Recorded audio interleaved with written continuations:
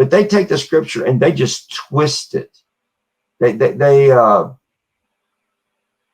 to make it, it's okay if you're trying to win somebody to the Lord, to God, it's okay to deceive. It's okay to lie.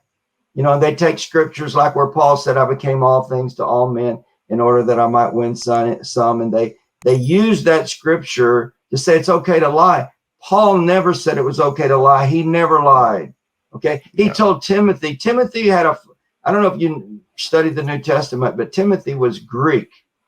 So Timothy was not raised Jewish, but Paul and Timothy were going, you can read it in, I believe it's in the book of Acts. You can read it where they're going to teach some Jewish people about Christ. And Paul asks Timothy, would you be circumcised? And Timothy gets circumcised just to be able to reach out to other Jewish believers and to retain their respect. He does it as an act of, look, I'm going to comply with the law of the Jewish people, not because he thought he had to be circumcised to be saved. He knew he didn't have to be circumcised to be saved. In Acts the 15th chapter, that question is settled. You don't have to get circumcised to be saved. But I believe it's in the very next chapter, Acts 16. Timothy gets circumcised just so that he can go and preach and teach to Jewish people who believe in the Jewish customs, and he wants to reach them with the gospel of Jesus Christ. So that's a perfect example right there. If you study that and read it, Acts 15 and 16, you'll understand that's what Paul meant when he said, I became all things to all men in order that I might reach some. He meant that, yes, I will comply with a lot of their customs. I will become like a brother to them, but I will not participate in their sin.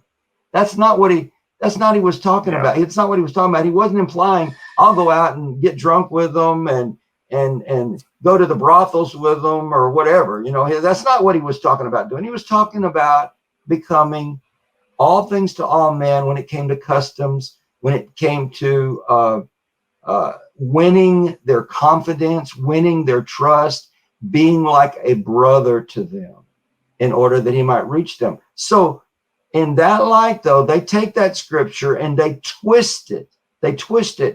And they say, oh, it's okay to deceive, to lie, to misrepresent things. For example, and I never will forget, I texted this to the lady that was the leader of our women's group in our church, and she didn't even reply to this.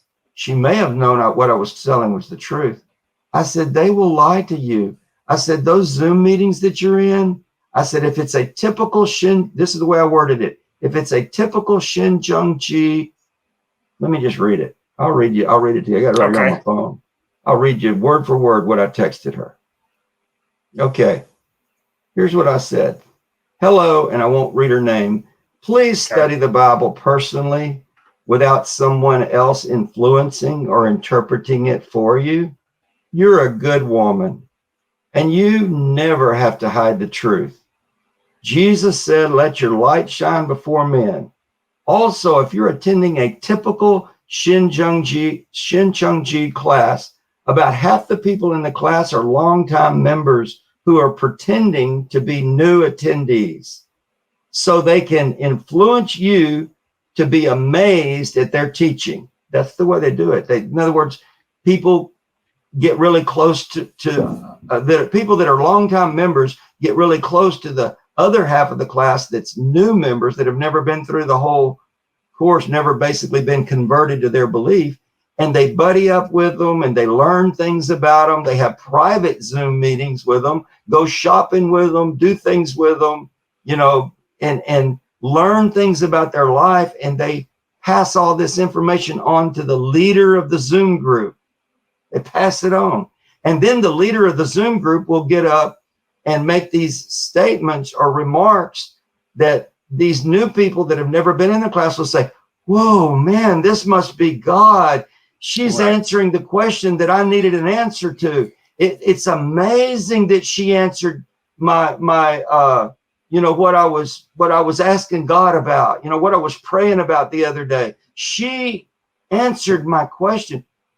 Well, of course she answered your question, because your buddy that's been running around with you for the last 6 months has learned everything about you, and she's passing that information on to the leader of the Zoom group. And it's deception to the limit. I mean, it's unreal. It's unreal. So they utilize that relationship. For those who are new, I know there will be probably a variety of people listening to this, but probably most people will be familiar with the SCJ and how they function. But what you're saying basically is that SCJ members will pretend, in a sense, to become really close friends with those new converts that they're trying to get into the church. They will buddy up with them, spend a lot of time with them, engage, emotionally with them.